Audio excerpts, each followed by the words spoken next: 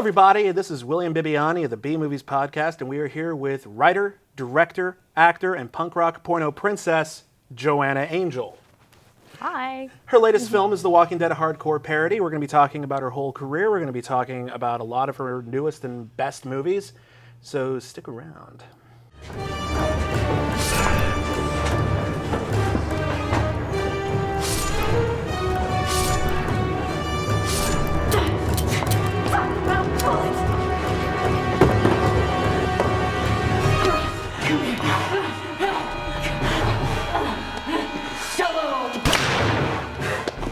Let's talk about The Walking Dead. What made you decide to do The Walking Dead as your big porno parody of the year? Honestly, that was Tommy Pistol's idea. And he co-directed it as well. Yeah. Okay. He had a very large part to do with everything. He's a much bigger fan of The Walking Dead than I am. He knows the show better than I do. So he had come to me with it a couple times, and I always said, no, it's going to be way too expensive.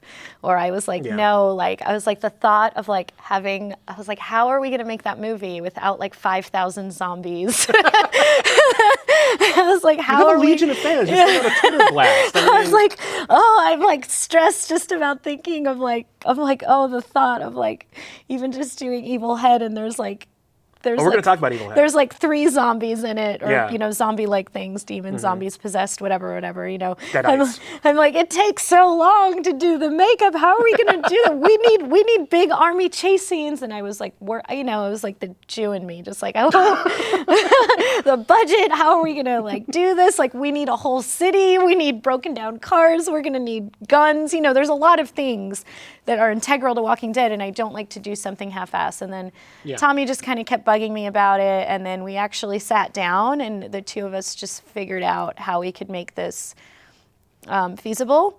Yeah. And then I got excited about it, and then we just went ahead and did it. This is, I saw you posted somewhere, this is your most expensive production. This was our most expensive production. Mostly because, Evil Head cost a lot of money, but obviously more people cost more money. And there's just there was no way to do this without at least, I knew as soon as we put this out that there was going to be, the critics that like Walking Dead are going to, seek out your film or decry it or... Yeah, I saw a review somewhere, and they, of course, the first thing they said, oh, well, it's cool they had these characters, but how did they do season 1 without this character? And it's is it not enough, Nerds. or the best was they said, oh, how funny, we're supposed to really believe this is the apocalypse when you can blatantly see cars driving around in this one scene that's on a rooftop somewhere. It's I'm sorry, I didn't have the money to shut down the city of Los Angeles. And I'm like, really? What do you want from this woman? You're watching a porno, and there's a scene where a bunch of us are on a roof because we're seeking refuge on a roof, and we're running up there. And then apparently this guy must have you really, to see a car moving, we were on a rooftop of a loft building that was really high up. You would have really had to look very far in the background to see some traffic going on. And yes, the apocalypse was not actually going on. I'm sorry.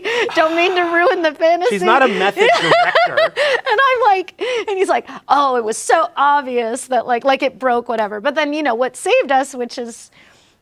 I think why I do this all the time, he basically said at the end of the review, but it's a very funny movie, and I could see they were poking fun at it. So the fact that we made a comedy is kind of what saved us from all these little things that were blatantly obvious, that this is not the TV show, this is a porno. So I think the fact that even this cranky reviewer was well, it's very funny, and it, whatever. So that's that. I was very adamant about that when me and Tommy were kind of working together. I think he was the one that wanted to because he's such a fan of Walking Dead, I think he really wanted to recreate the show in its truest form, and I was trying to think of ways we could capture all the things that were important to the big fans, but make fun of it at the same time, and we just kind of brainstormed together. Was there anything you fought over that he really wanted in there, and you're there's no way we have the money for that? A horse. A horse. I can see how that might go awry on a couple of different levels. A horse and a tank. Screw it, get the tank. I was I mean, I took his script and I was like, tank. I like just putting X's. I was like, we can't get a tank. I was like, maybe we can get an exterior shot of a tank from like some stock footage, something, but I cannot make a tank that people can go into and then zombies to crawl on top of. And It'd be a cool sex scene though, on top of the tank. And a horse. And I was like, we're not getting a horse. No, of course. I was like, because he really also wanted like Rick on the horse on the box cover and everything. Oh, and I'm like, you cannot put a horse on a box cover of a porn movie. That could be construed as something that didn't. No, exactly. Like I can see how that could go wrong. I'm like, the horse isn't a character. Yeah. Is And I was like, zombies in the movie can eat each other. Right. They can't eat a horse. No, that's not that. No one wants that. That would take me right out of this film. Me and Tommy have a great, we've been working together for 10 years now. We respect each other creatively. He's amazing, especially he did such a great job with all the fight scenes and the choreography and stuff like that. He really, he took it very seriously. He's taken, martial arts classes and stunt work classes before, so this was really his like time to shine when it came to all the fight scenes. And I'm like, I have 20 extras here in zombie makeup. Go, like, tell them what to do, And I think, between the two of us, it was really like a great collaboration. And it was a lot of fun. And, I'm really glad we did it, because I fought him on it for a while. I was like, I can't even think about it. Like, that sounds so expensive. That's all I could think every time I would go home and I would watch the show again, and I'm like, how are we going to do this? How can we do this without an entire town? Because that whole show is like outside. Yeah. Oh yeah. No, like lots of exteriors, lots of barren landscapes. Exactly. Like Evil Dead is shot inside of a cabin. The whole movie is in a cabin or like in a cemetery. That's like the entire movie. And so that to me it was easy to wrap my head around. Yeah. But Walking Dead, I was like, there's not like one spot that they hang out in the whole show, So it just makes it hard, like the Brady Bunch or the Cosbys. You build that set. Yeah, you build that set and you have it. So I think we did a good job, and I tried to pick and choose, what was important in the show, like having that opening hallway with the dead inside. Yeah, fuck them. Yeah. Yes. Yeah. I thought. Which is good advice, apparently. Exactly. Yeah. Yes, that's what you have to do. Yeah. There's a creepy element to that, though, and I've noticed a lot of the porn parodies you do, and we're about to talk about a few more of them, are for horror films, specifically. That tends to be what you gravitate towards. And I think it's the most fun, and it's so far off, making people kind of look ugly instead of look pretty, and I don't know. It just seems to make sense for us. And also, like Burning Angel Girls, I'm not going to go outside of what my brand is intended to be. So if we did a parody of, I don't know, I just started like everybody else in the world.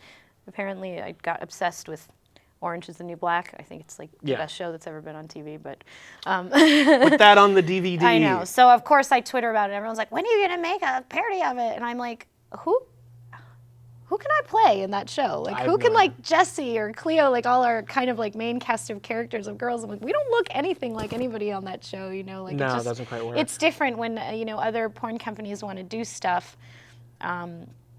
They have, all of the porn industry to kind of pick and choose who their cast is. And we don't want to start making movies where, like, none of the girls have tattoos or, whatever. Like, we want to stick with what we do, and we want to use the girls that people like. And, so that doesn't always go with making a parody of, of a TV show and stuff. So but I think with horror movies, it doesn't matter. You just have a little more room to play with when you're putting zombie makeup on someone.